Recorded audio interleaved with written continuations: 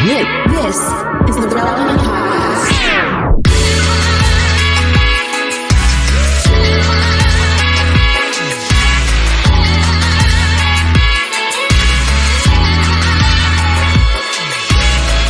It's episode 1081, and it's the Relevant Podcast. Here in Orlando, I'm your host, Cameron Strang, and joining me from Loverland, Virginia, it's Jesse Carey. Hello, hello. From Austin, Texas, author, speaker, podcaster, Jamie Ivey. Hey, guys. And in Nashville, Tennessee, our very own downtown Emily Brown. Hey, y'all. Derek is this is 4 episodes in a row in LA. He's been gone for a while. Happy July 4th, everyone. We are obviously recording this a little bit before July 4th, but everybody's hearing this on July 4th. So happy America Day, everybody. Happy Independence Day. Go America. Woo. Now, are you guys big July 4th people? Because it's a sweaty, loud holiday. Is this a highlight of the year day for you guys? Big time. If I can find a pool, it's a good day. If I can't find a pool, I feel like a lot of socially you can behave on the 4th of July in a way that you can't get away with the rest of the year. Like what? So social standards are wildly different on the 4th of July.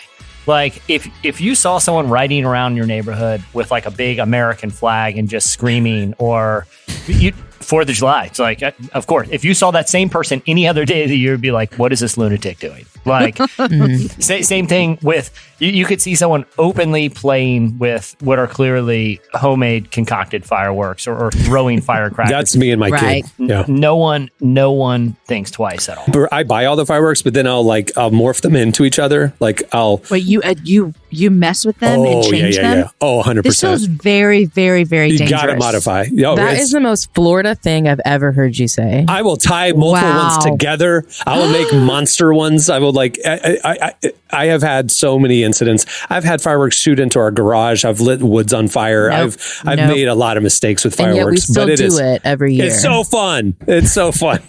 Like if you saw someone just doing donuts in a cul-de-sac in like a car, just whipping around, and it's 4th of July, you probably and like Bruce Springsteen or Van Halen is just blaring on the stereo. Honestly, you'd be like, you just look out you kind of lower the window shade, be like, awesome, man, it's 4th of July, of course. Why not? What do we have freedom for? If someone did that any other day of the week, obviously it's going to cause a big disruption. I'm just saying people behave differently on the 4th of July, and you can pretty much get away with it because this is why I don't like this whole behaving differently thing. Is why I don't like it. Cameron, I'm super, super anxious about what body part you're going to lose this day. Don't speak that over me. I made it this far. It sounds like it's like waiting to happen. It's just like, yes, you're asking for it. You're going to feel really like bad if I blow a finger off on Tuesday. I'm not going to feel bad. You should feel bad for yourself because listen, these things are not meant to be doing that. Somebody made them. I'm just making a different version of it. I mean, exactly. I'm just a firework manufacturer. I'm a inventor. No, you are not. Whenever we do fireworks at our house, I literally go upstairs and take a bath because I don't want to see one of my kids like lose a finger or get shot by a fire. Because I'm like, we're not firework experts. What are we doing? And so I can't even watch. Do you stay inside with the dogs? Because I can't even watch. Jesse and I went to the illegal fireworks stand, or the very sketchy one, a couple years ago in Montana, and we bought so many fireworks that by the end of the night, we were tired of shooting fireworks. So a friend and I, we had a bonfire going, took all the remaining fireworks, which was a ton of them, and just threw them into the bonfire. And then we would and they would start, obviously just shoot off and go crazy. And me and my friend would run and jump over the bonfire. No. And it was great. You're going to lose body parts you don't want to lose by doing that, Cameron. And how old are you? It was 2 years ago. Oh my gosh. Okay. Cool. We turned into 12-year-olds around fireworks. Like what? But you're allowed to on the 4th. Yeah, it's July 4th. The other thing too is you could eat 3 cheeseburgers. You could have one for 100%. Like lunch. Breakfast. Yeah. You could have a cheeseburger midday, and then you could have one at dinner or while you're watching fireworks. You can the amount of red meat that it's socially acceptable to consume on the 4th of July outpaces any day. Even we're north of Thanksgiving territory here. Wow. 100%. Yeah. It's a great Do you day. guys wear flag attire? I don't. I don't either, but I was just are wondering. you talking about on the 4th or in general? Like every Saturday or just like on the 4th of July? I used to go to Walmart with my friend and we would get like the $5 Walmart. Yeah, t-shirt Like and stuff. I remember we had one that was like a cut off tank with this huge bald eagle on it. Oh, yeah. And I literally would only wear it on the 4th because I would not be caught dead wearing it any other day of the year. But Well, there's your first mistake. That's awesome year round. A big old tank top with a bald eagle on it. Exactly. I don't know about that one, but you didn't see the design. It was obnoxious. But it was the perfect shirt for 4th of July. Yeah. See? I love mean, it. just to underscore the point, like it is the day where gluttony isn't just acceptable; it's celebrated. We kick off the day by watching people literally cram as many hot dogs into their mouth as possible, and we celebrate that. Yeah. It's the only day where we make eating into a literal winner take all competition. Mhm. And You that's know, like- America. Welcome. Yeah, I was in Italy a couple Great. years ago for July 4th, and this is the most American thing that I've ever done in my entire life. I'm in Italy for July 4th, and we're out to dinner, and we see these fireworks start going off. And me, the American, was like, "Look at them! They're celebrating our Independence Day with Aw. us. Like, this is so kind of them." It was like a wedding across, the way or whatever. But I literally was like, "This is so nice, you guys. Thank The you. entire We appreciate world revolves this." around us. This is The great. entire world loves Americans. Italy. I don't know what your day is. To be honest, I'm not entirely sure what your history is. And are you free? Is this a free guy? Does someone own Italy? But thank Is you this for part- celebrating us. Yeah, but I will say this: we do appreciate your acknowledgement of our awesomeness. Now, point me in the direction of hot dogs. An Italian hot dog. Yeah. Well, we have a great show in store for you today. Coming up later, we talk to worship leader Amanda Cook. She has a new album out. We talked to her about it. You don't want to miss that. And at the end of the show, we have our annual tradition, Rock Band or Firework. It's a game. And right now, stay tuned. Up next, it's Slices. Till I'm running right back to you to tell you how I really feel. Maybe we could find forgiveness. Maybe we could learn to heal. But it's easier. Wish we could stop the lying. Talk for once without crying, but it's easier to run, easier to run. We're still a dream. You're listening to Georgia Gets By. The song is Easier to Run. Okay, it's time for. Slices. All right, what do you have, Jesse? All right. I have a take on comments recently made by the former. Well, he is the founder of Twitter, but he's no longer running the operation. He's doing numerous other tech enterprises. Jack Dorsey. He was recently interviewed by the YouTube channel Breaking Points, and he was very concerned about the future, what the future of humanity is going to look like, and the acceleration of technologies like virtual reality. It was in response to the Apple announcing their own sort of virtual reality product. He said that he's very concerned that humanity is going to have a future like the film WALL-E. He said that's the future we're driving towards, with everyone in floating chairs, drinking their food out of the straws, and constant 24/7 entertainment. First off, I'm on record. I've said this before. That sounds great. Like that sounds Sign me up. They're entertained. They're comfortable. drinking food, They're happy. constant floating chairs, Yeah. all that. There's not one thing he named that I see as a negative. But he went on to say, I'm worried and concerned with how out of touch it might make people and distance us further. You can see the whole world is headed this way, and I want to believe there's a different answer. So it's going to happen. I'm skeptical about some of the benefits, and I hope we can have an honest conversation about some of the harms and more social distancing. Okay, here's my take, and this is just something like I feel like is becoming more and more evident. Well, you guys tell me if it's becoming more and more evident. Because we've seen this with the metaverse, with concerns about AI replacing jobs. Years ago, it was wearable tech. Oh, everyone's going to be wearing these glasses that have cameras on them. It's going to record everything. It's a huge concern with privacy. the death of retail. Amazon's going to kill every retail. People aren't even going to go, to mall or like drone deliveries. There's not going to be trucks driving around. Drones are going to drop stuff off and self-driving car. There's a lot of these tech founders. I think they're the ones that are a little bit out of touch, where a lot of these fears that we hear, like it seems so fear-based. And I feel like Jack Dorsey isn't alone with his future prognosticating, automatically going to a worst case scenario that I don't think is that much of a concern. Like I said, there's been multiple examples of these guys warning us about a future that I don't think we really have to worry that much about. Like I said, we over the years that big next concern, whether, like I said, it's privacy one day, whether it's AI one day, whether it's sentience, one day, like it's that the concern is always moving, but never really comes to fruition. I'm not that worried about the future Jack Dorsey is concerned about. I think VR, I don't own a VR kit, but I've goofed around and played video games on them or watched videos on them. It's pretty cool, but I don't see humanity going to a place where it's going to replace social interactions. I feel like there's a lot of misplaced fears that a lot of these like tech innovators seem to be pretty fixated on. Do you guys think I'm wrong? Maybe I'm wrong. Maybe I'm just an optimist.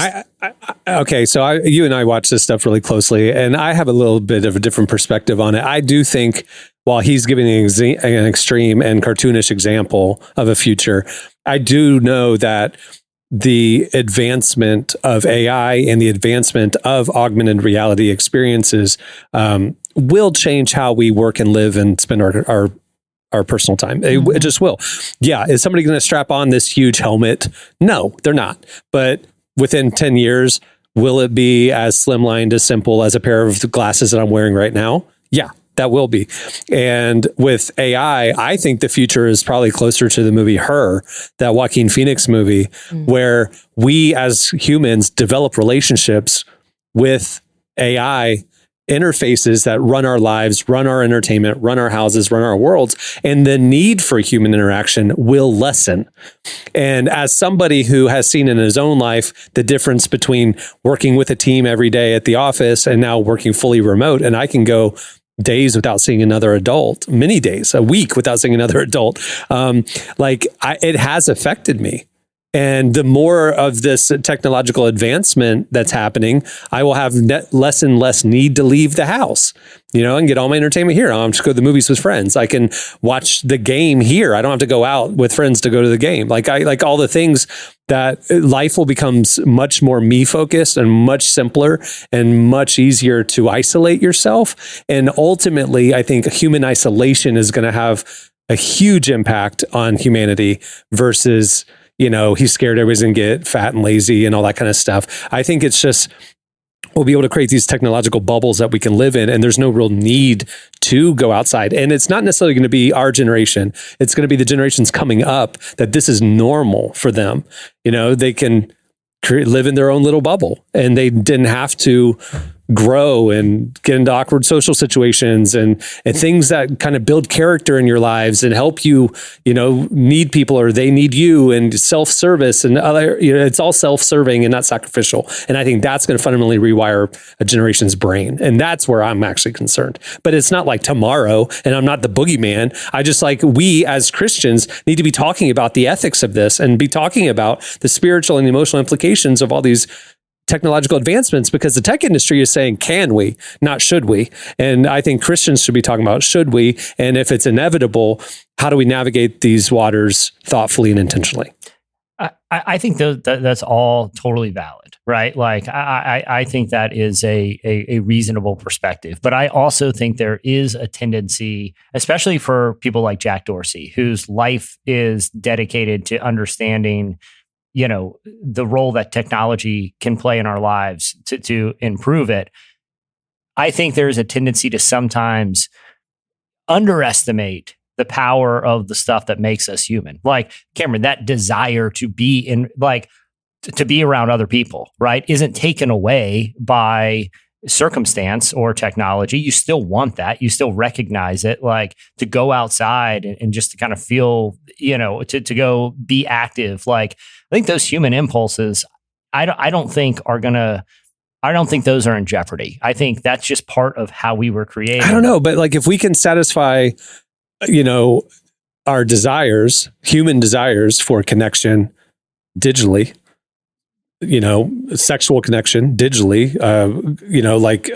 emotional, like all the things that like we need to do with other people now. If there are artificial replacements for that, and a generation deems that good enough, like this is good. Like then I don't have to go out there and get my heart broken by the girl I had a crush on, because I can live in my cocoon, because my AI girlfriend will never reject me. And if technology gets to the point where it's like similar to human interaction emotionally, I'm just saying it's going to fundamentally rewire the human experience. I actually think that is inevitable. It goes back to the conversation about church attendance being low that we had on the last show. And you say like, oh, well, if you can satisfy your desire for quote unquote community within the church by watching it online, that's actually a false sense of community. That's actually not what community is. It's like one of my kids is like, hey, I'm hanging out with my friends and I'm like, awesome. Let me get some pizzas. What do you want to do? And he's like, no, online. Like we're playing this game together. And that's literally hanging out with his friends. Whereas to me, I'm like, that feels very lame, but he actually feels like he hung out with his friends, and it's being replaced by that sit down and eat pizza together is like we're all talking on our headsets together. Your church example is in my life is case in point. Doing virtual church and getting the sermons and listening to the worship music and checking every box. In the middle of it, I did not realize the numbing it was doing to my spirit. I didn't realize it until I got out of my shell and went to a church, and it was like my scales fell off my eyes. And it was like the Spirit of the Lord is here. This is alive. This is something this is bigger than me. And it opened my heart up again. And it was only through that experience that I got to see how numb I had become up to that point. And I feel like there's going to be a generation coming up that like all they know is the numb version. And it's good enough. I'm hanging out with my friend virtually, or I'm watching this movie, or I'm entertained, or I'm emotionally fed, or whatever it is. And they don't realize that it's a false substitute for the real thing, And that's the danger to me, is just they won't have to get out of that box. They won't have to have the real thing. So they'll accept the artificial replacement, and humanity will numb out, maybe not to the degree of WALL-E, but I do think it's inevitable. I do think there's a shift. I think, to Jesse's point though, like, you kind of mentioned this, like Jack Dorsey, he is in the tech world. Like that's all he knows. And I'm thinking about my friends that like are my age, but like are really not like tech people. Like I have friends that they hate talking on the phone and hate texting. And so it's like, I do have to be intentional about, going out to dinner with them or something like that. And that's fine. I don't mind doing that. But like, I think it is interesting hearing these tech leaders saying like, we're going to become WALL-E and all this. And it's like, well, I don't think that's going to happen tomorrow, because like the tech industry itself is moving really quickly, but outside of the tech industry, it is still like slowly seeping into our culture. So it's like, it is going to be decades before we get to that fear. Who embraces new tech easiest? The it's young kids. ones. It's next generation, right? They're the early adopters. And that's where I'm going. I think it'll rewire the next generation. That's what I predict. I do agree with that. But like, I think about, I used to work with youth students, and like they used to only want to text. Like they barely wanted to hang out. But now that some of them are older and they're like in their early 20s, I see them and they are hanging out with people. I see them like they are posting less online because they're out living life. So I think part of it is also just a maturity and realizing like, okay, like I kind of like what you were saying, like they got out of these I don't want to say childish ways, but they got out of just relying on tech and realized, oh, there is more out there and I can go access it. Because I think with kids too, like if I didn't have a car in high school, it would be easier to just put on my headset and hang out with my friends. But if we can go out and do something, I would rather go out and do that, if that makes sense. So I don't know. It's interesting. I think we're slowly moving there, but I agree with Jesse that I think the mega fear behind it is like unmerited for where we are right now. Right. It's not going to be the extreme example. Yeah. But it will, things will change. And I think that the impact on the emotional and mental health of a generation is something the church needs to have its eye on. Like how do we break through to a generation that's used to that cocoon, living in that cocoon? How do we reach them? How do we open their hearts and eyes to something more, because they won't know that there is something more, because tech and everything has just given them a customized life experience, that they don't know any better, So anyway, all right. What do you have, Emily? Well, speaking of technology, some of it is actually doing a lot of really good. In the Amazon rainforest right now, there is a robot named Yumi, which is helping replant a lot of trees in the Amazon rainforest. The Amazon rainforest has decreased by about 20% over the last several years just because of deforestation, climate change. It's been really big. It just had a huge impact, and that's obviously infected the climate around there, the area, and the animals and everything. But there's a robot named Yumi who's able to plant seeds in the area the size of 2 soccer fields every single day. So this one robot is able to just plant seeds in this huge area, which obviously takes a while to grow trees, but it frees up a lot of human workers to go do other things and help the environment in other different ways. And I just like seeing technology doing really helpful things like that, and just making the world a little better. So humanity destroyed the rainforest and left just emotional or environmental carnage. And we're making a robot. Years later, robots are having to come in to that area and look for signs of life and create new life in the trash and wreckage that humanity had created. Lot like the movie WALL-E. So Jack Dorsey was on to something, just in the wrong area. It's already happening. Wake up, sheeple. It's already happening. If I could float around in a recliner, in a lazy boy, sipping on a little soda, consuming big gulps to monitor this tree planting robot in deforested areas of the Amazon. I mean, I that's a dream would. come true. And it's pretty great. It's a good job. It's like, just monitor it on your screen, make sure everything's going well. Exactly. Yeah. You literally described WALL-E. That's hilarious. Well, yeah. WALL-E so is actually All a documentary now. So that's what we can say. Yeah. Yeah, exactly. Yeah. Just like Terminator 2 was as well. Just you watch. Okay. What do you have, Jamie? Okay, so I want to be real careful with this because to make sure I'm not making fun of anybody. Okay, so we want to be careful with our words and kind, right? Good. Here we go. This is a good intro to this story. What show do you think you're on, Jamie? Go on. No, okay, so this article that I'm reading this from is written by someone whose article is The Friendly Atheist. So that's where we're coming from here. But here's what happened. If any of you are listening and you go to a Catholic church in Kansas City, you may have gotten an email from Archbishop Joseph Naaman, I don't know, of Kansas City. He sent a message to all the clergy members who were under his umbrella, letting them know there was a serious problem. Are you ready with the serious problem? There was a serious problem with the wine that they had recently used at communion. Okay. Did any of y'all grow up Catholic? I did not. I know that y'all didn't. Okay. I didn't I was either. I was a grape juice church. So apparently what I didn't know as someone who didn't grow up Catholic either is that the wine that the Catholic Church requires use for all of communion, which they claim is the literal blood of Christ after it's been consecrated. Yeah, it turns into it. Yes. Yeah. It has to be made from grapes without any additives. All right. It means no additional flavoring or sugar or alcohol, which I'd like to say is really great wine that it doesn't have all that stuff in it. Okay. And they have all these local wineries that will produce acceptable wines for the Catholic priests to use. Well, something got through, guys, and it was not the right wine. And so this archbishop sent an email to everyone letting them know that it was all impure wine, that it was all invalid. So all of those masses were invalid. Now, would you, if you were that priest, and I don't know the theological or spiritual ramifications of drinking improper wine at communion from the perspective of Catholicism. So Right. I'm just talking about human to human. Are you just kind of like, ooh, dodge your bullet there? No.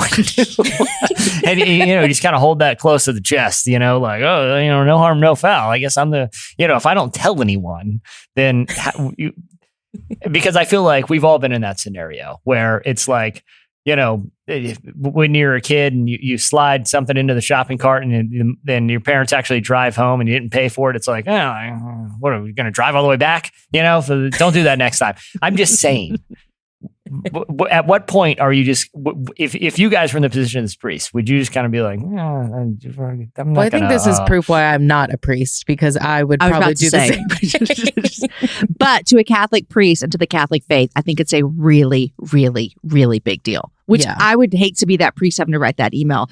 But this guy in the article also stated that there was a recent survey from 2019 that said that only 31% of U.S. Catholics believe the bread and wine used in communion was the literal body and blood of Christ, and 69% said it was symbolic. So I feel like we've got some like this is like tradition for a lot of people, but to the priest, he's like, no, this is it. And we made a really big error here, guys, because you had wine that had some sugar added to it. And so it cannot be used. Again, not making fun of the Catholic Church. I think Just stating the I'm point. wondering. I'm glad you just said that. I'm saying Because I was trying to, after you finished your slice, I was trying to think like she was very concerned to make sure everybody knows we're not making fun of Well, because anybody here. I don't- And I'm like, who are we making fun of with that information? Well, oh, you're afraid. I just think that it's kind of a silly, because of where I come from. oh, I now think, you're Here going we there. go. Okay. Well, I don't believe. Let's just tear down their theology now, there Jamie. you go. Go Exactly. for it. I don't believe that wine turns into the literal blood of Christ as a evangelical Christian. Okay, so there's where Right, it is. So right. I'm not making fun of you Catholics. I don't think that's true.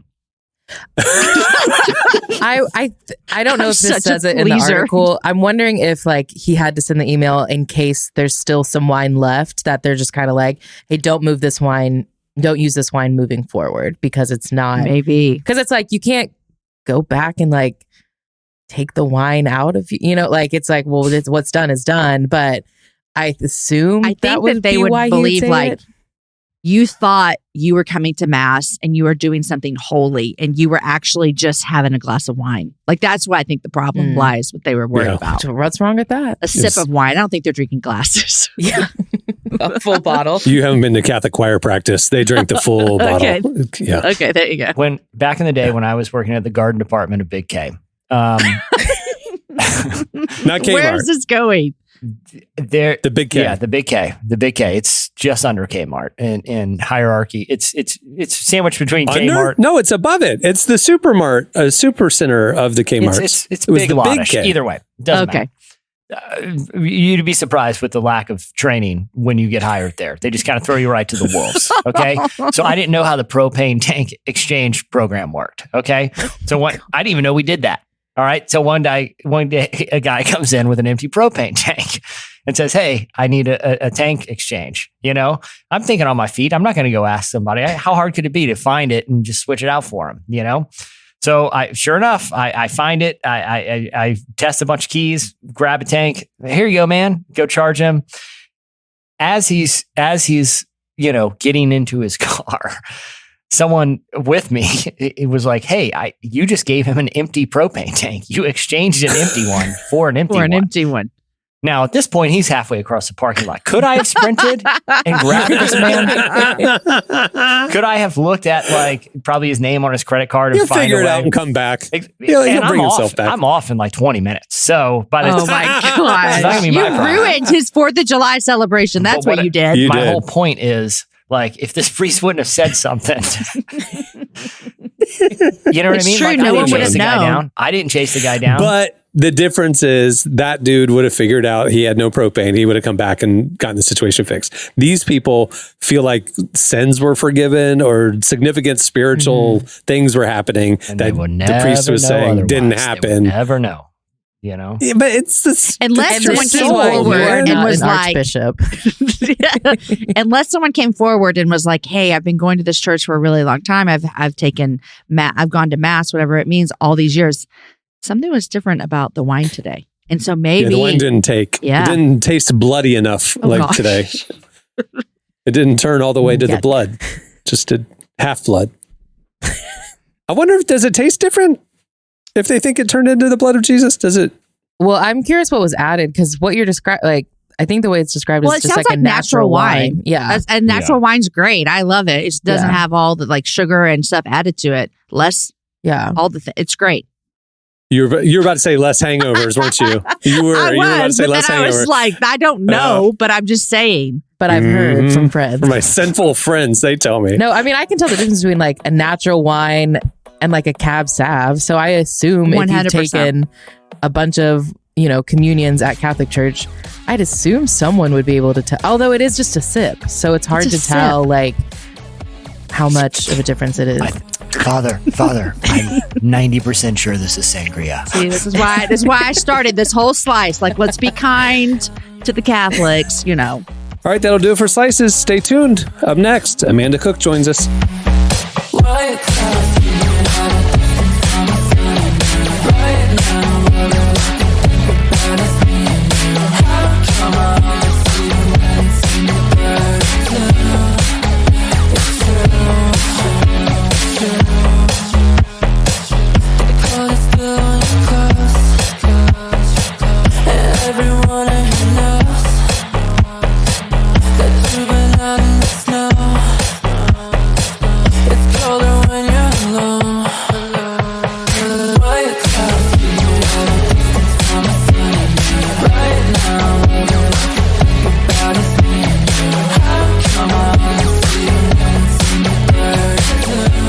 You're listening to Alden. The song is Sub 32. Alden is spelled ALDN if you're searching for it. Well, today's podcast is brought to you in part by Our Daily Bread. You may have heard of the devotional My Utmost for His Highest and the man who wrote it, Oswald Chambers. The 365 readings of My Utmost for His Highest were compiled from the shorthand notes of his wife, who listened as her husband preached and lectured. These powerful excerpts from Oswald's messages have been the bedside reading of millions around the globe, bringing personal conviction for a life lived more fully for Christ. As one of those readers deeply impacted by Oswald's spiritual insights, Macy Halford has faithfully stewarded his words in a new, accessible revision. The modern classic edition smooths out some of the difficulties of the original language without losing its dynamic and intensely personal nature. If you already love My Utmost, you'll find a renewed passion with this version. If you're new to it, it's time to dig in. Try a 90-day version or the full 365-day text of My Utmost for His Highest, wherever books are sold. Well, our guest today is Amanda Cook. She's a worship artist who's worked with Bethel and Maverick City Music, and she recently released her latest album, Survey, Part 1. Amanda sat down with Emily to share how worship impacts her daily life and how she hopes to inspire others with her story and music. Here's our conversation with Amanda Cook. It's you. It's you. It's you. Jesus, it's always been you. I don't know, is it ever like nervous, or do you get excited like just sharing these very like honest parts about your journey and like having like being vulnerable in this way? Or is Yeah, I that get something nervous. Excuse me. Yeah. I can feel that one in my throat. Yeah, I get nervous for sure. I'm a collector, and I'd say part of my challenge is that I tend to collect to keep. And so it requires a certain kind of, everyone's courage looks different, and it's all about the cost, right? Like, it's all about what it costs us inwardly. So no one really can, like, we look at all the big things and we're like, that's bravery, but there's a lot of quiet, courageous people who are embracing the cost of their own bravery, you know what I mean? So for me, part of that looks like actually sharing anything. I think with the world, isn't it? I mean, I don't know if any artists that, I mean, there are probably some who, you know, have a Kanye level of confidence, which would be incredible. But it's a bit of a challenge, I'd say. By the time I release something, I think I generally feel like I want to have served that piece of it. And then when I release it, I feel released from it. So now it's everyone else's. Now we all get to share, and hopefully it, you know, serves some people and helps some people and gives language to people the way other artists have given language to me. You know, it's all kind of part of the alchemy of the thing. But I always have like waves of terror, and, you know, right before, especially, just think maybe I shouldn't do this anymore. Like I had a real midlife crisis. I have one every other week, but about like my age, and realizing that when I was 18, when the world, like life was all up in front of me, right? It was all ahead, right? It's like bright eye and music was the thing. It was kind of the only thing I'm good at, still kind of is. Although I made a really great tray of roasted potatoes the other day that I brought to my friend's birthday, and I couldn't. Ooh, that sounds delicious. Oh yeah, I mean, potatoes are a staple, aren't they? And I'm just going to put a shameless plug in here for the potatoes because I ended up talking incessantly about them all evening because I was so proud of actually bringing something to a dinner that was edible that other people found great delight in. Anyways, music, aside from the potatoes, music is kind of the only thing I was good at. And so when I was 18, I was like, oh, I'll follow this musical train wherever it goes. And, you know, back then you're not really, you're 18. I'm 18. I'm not considering like all the BS that comes with being an adult yet. And so suddenly I find myself at 38 and I'm going, do I still want to be on this train? What does this train cost? What does the ticket cost to be on it? Is it too late to swerve left, hard left? Like, is it too late to do something else that maybe looks different and doesn't feel quite as exposing or as, you know, I put myself in this position. That's the irony. So I think I've been analyzing a few things like that along the way. But the analysis comes up every single time. So I don't think it would, you know, I don't know if it would feel any different if I did anything else because I have the same level of, you know, anxiety if I'm roasting potatoes or releasing a song. So perhaps the problem is me. We've solved it, Emily. No need to go to therapy anymore. Sorry, Diane. I'm just kidding. I love Diane, my therapist. But we solved it. The problem is me. We've solved it. Everything's good now. Yeah. That was a long tangent to talk about how anxious I actually do feel about releasing anything that matters, you know, because I think if we put ourselves into the world as we are, like I've had to learn the differentiation between putting myself into the world with a question mark, an exclamation mark, a period, a ... You know, certain things leave me open to remarks, and just as a sensitive person, you know, they stick a bit too long. So I have to make decisions, I think, every time and come up with a plan for my mental health when I'm walking in the world, as we all do, with whatever vocation we have, you know, how to stay soft, how to stay vulnerable while also having clear boundaries and, you know, systems in place so we don't completely collapse. Yeah, that's my answer. There's nothing.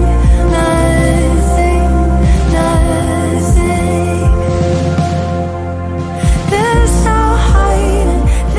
I do think we're in a place now where our society is more open about mental health and talking about it and seeking help, which is really, really great. But unfortunately, I feel like there are still parts of the church that are not like quite there yet. And so I just would love to know, like, what do you think we as believers can be doing to help people that are, you know, battling mental health journeys, and like what can we do to come alongside them and help them in different ways? Wow. Oh man, this is where I'm like, yeah, where do we begin? I mean, God help. There's some great resources. There's a really great book called Renovated by Jim Wilder, and there's another one by the same guy called The Other Half of the Church, and it's Christian Community, Brain Science, and Overcoming Spiritual Stagnation. Jim Wilder and Michelle Hendricks, highly recommend it. It is so beautiful because it really, you're right, there is such a gap, and I don't know, maybe it's that we forgot that we're whole beings and we're meant to have a holistic experience. I think in our faith tradition and our original orthodoxy, it was more holistic before we started fragmenting ourselves into these you know, personas or caricatures of things, and we started with pie charts of a person's being, which I love.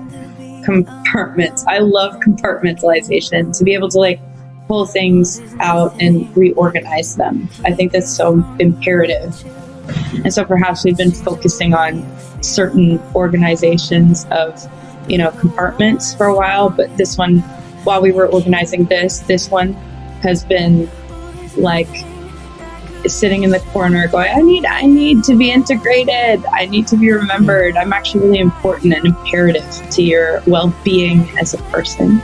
And so I think, as far as I think integration is kind of the goal. For me, it's about bringing all of me to the table, to like in prayer and in public service.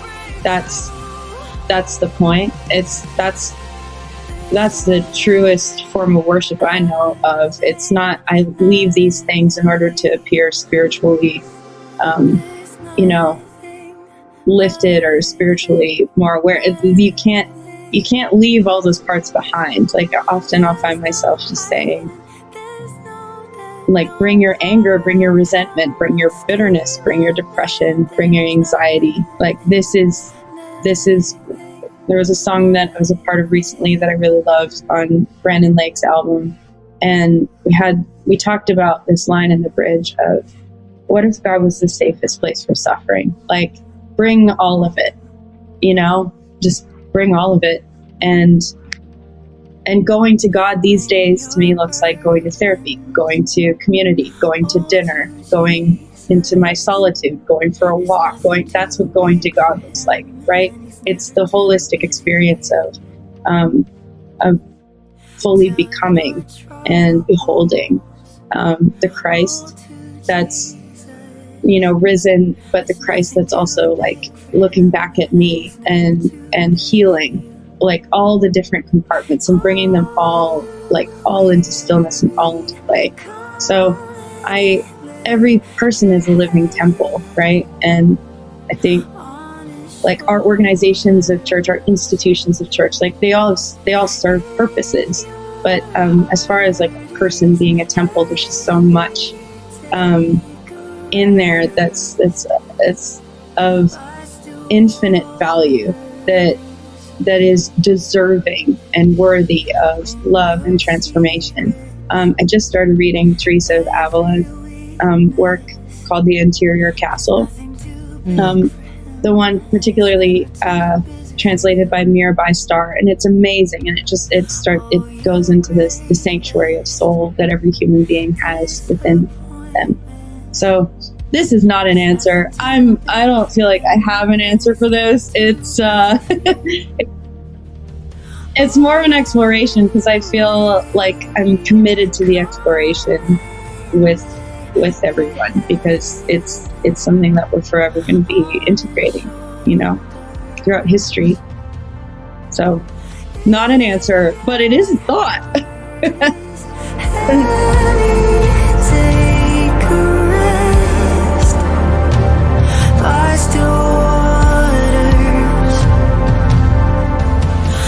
That was Amanda Cook. Make sure to check out her latest album, Survey, Part 1. All right, stay tuned. Up next is Rock Band or Fireworks. I wish you'd love me now. I miss you when I was gone. If you love me now, oh dear God, just take me home.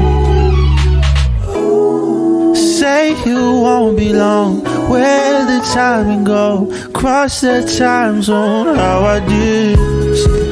If I'm worlds apart, I'll still be good to you. Yeah, I'll be there for you.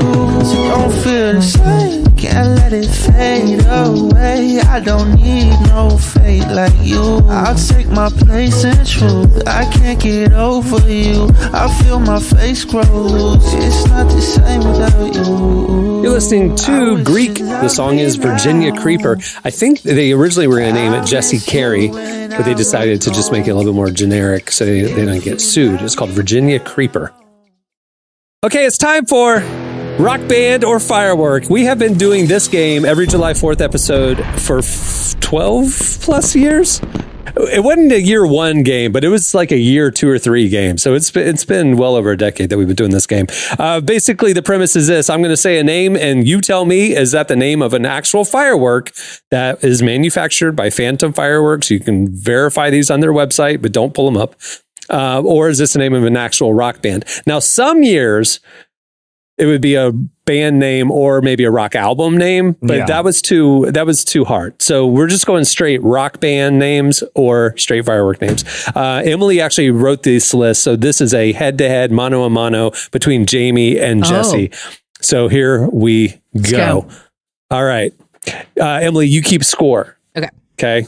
First couple rounds will be 1 point, and then they're going to go up in value after that. Okay, Jamie, you're up first. Wolfpack. Is that a firework or a band? It's definitely a band. It is a firework. Dang it. Jesse. Rough start. King of Bling. Band for sure. Firework. I'm disappointed. Be a rad band. Yeah. King of Bling. All right, Jamie. Killer Dwarfs. Definitely a band. It is a band. The Killer Dwarfs. That is a rock band. All right, Jesse. Cold Sweat. Cold Sweat. Firework. It's a rock band. All right, after 2 rounds, Jamie is in the lead, 1-0. All right, here we go. Jamie, you're up.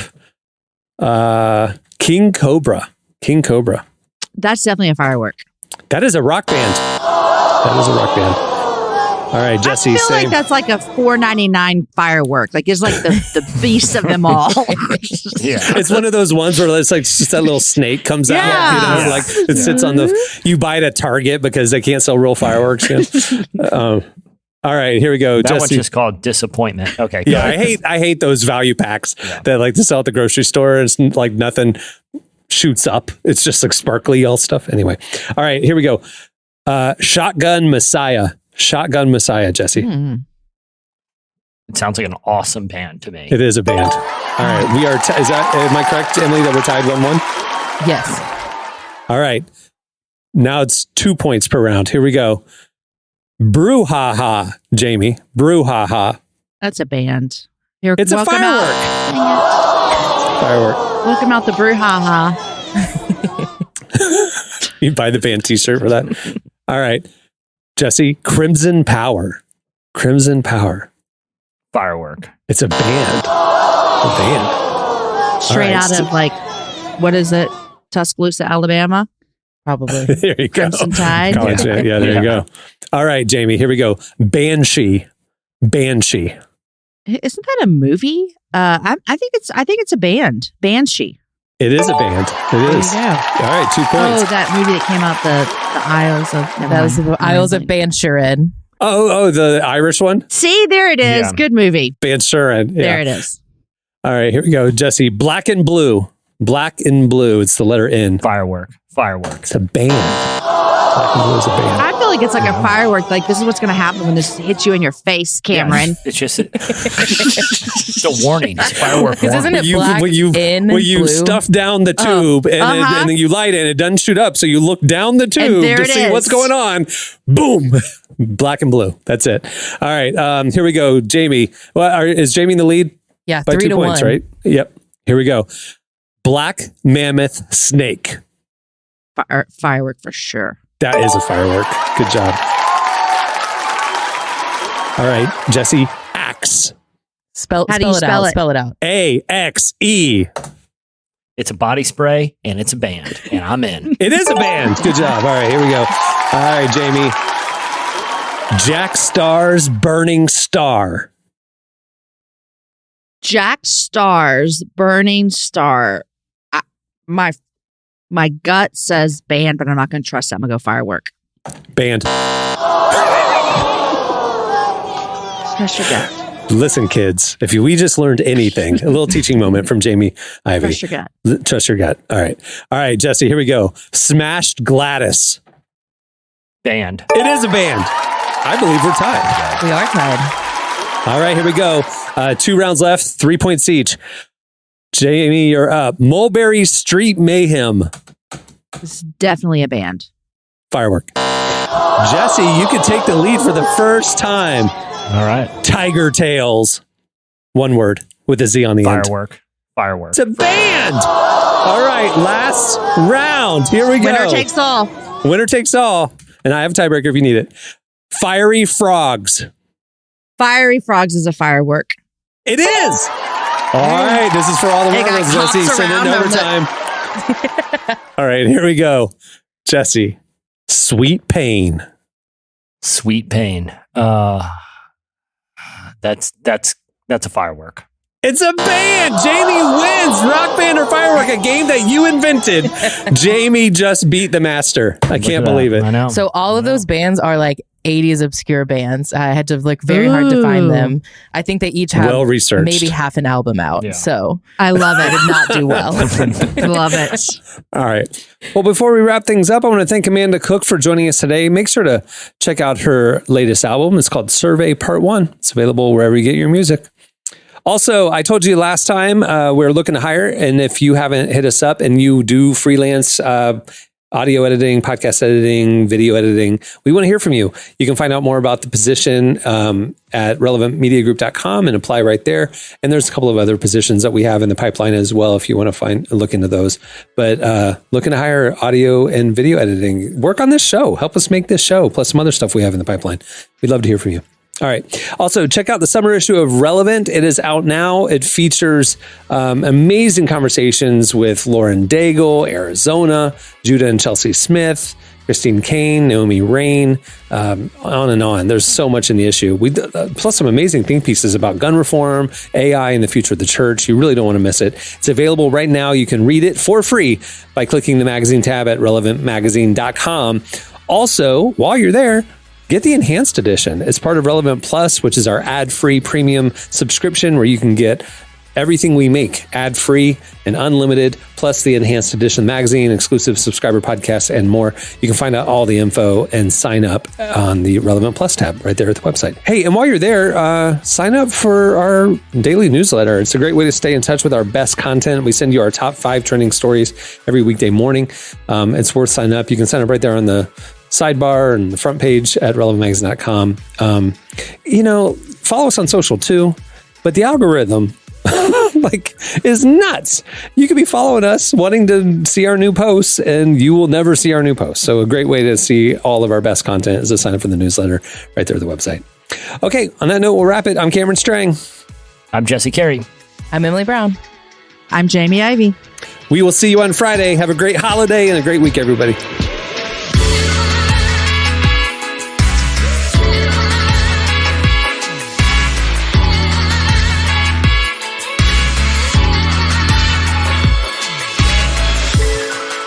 Thanks for listening to the Relevant Podcast. Check out our features, interviews, and news updates every day at relevantmagazine.com. And make sure to follow Relevant on Facebook, Twitter, and Instagram for the latest. For more great podcasts, browse the shows on the Relevant Podcast Network, which you can find at our site. And while you're there, don't miss the all-new era of Relevant Magazine. A new issue releases every other month at relevantmagazine.com.